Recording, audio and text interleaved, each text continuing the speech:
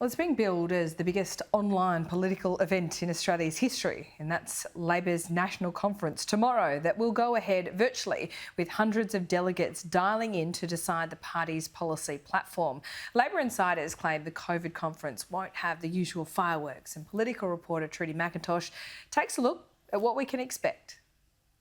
Traditionally, they're a raucous affair. Prime Minister, you are wrong. A chance for Labor Party faithful to thrash out key policy. When Middle Australia looks at those images, they will say, that's not us.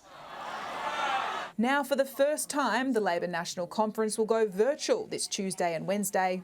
Well, it's going to be unique. Following the lead of Joe Biden's Democratic convention in Wisconsin.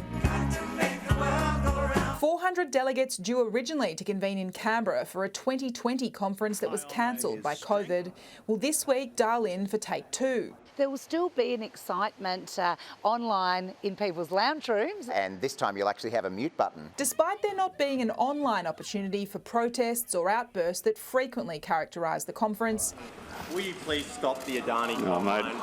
Senior Labor figures reject the virtual format means it will be much more sanitised. The voting is actually going to be much more forensic. The usual show of hands will be replaced by an online count, but Labor elders say don't expect the usual fireworks. The lead up to this conference is much smoother than what some of the ones that we've seen in past years. At the last conference in Adelaide in 2018, Bill Shorten's policy platform was more than 300 pages. This time, it's just 110 pages. A tight policy document gives maximum flexibility to Anthony Albanese. Insiders expect battles on toughening the stance on China, trade deals and the role of gas, with the outcome binding on a future Labor government. And the secret to a successful ALP conference is finding a set of words that everybody can be comfortable and support. While there's a formal agenda, usually behind closed doors, the left and right factions meet separately to thrash out amendments. It's not going to be as easy to do, but it will happen. As it stands, the factions are tightly balanced. When no one quite knows who's going to win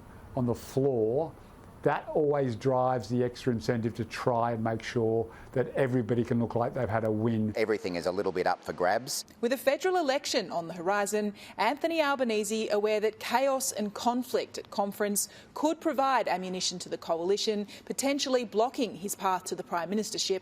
I think there is, relative to other conferences, a very strong unity of purpose. Labor figures argue any flashpoints should be viewed as a source of pride. No other political party in this country has such an open conference to their policy making. We've got a heartbeat here. I mean, there is an internal discussion and we embrace that. Most in Labor want this virtual gathering to be a one-off. This isn't how you would prefer to do it. But I think it's going to be a really interesting experiment. Trudy McIntosh, Sky News.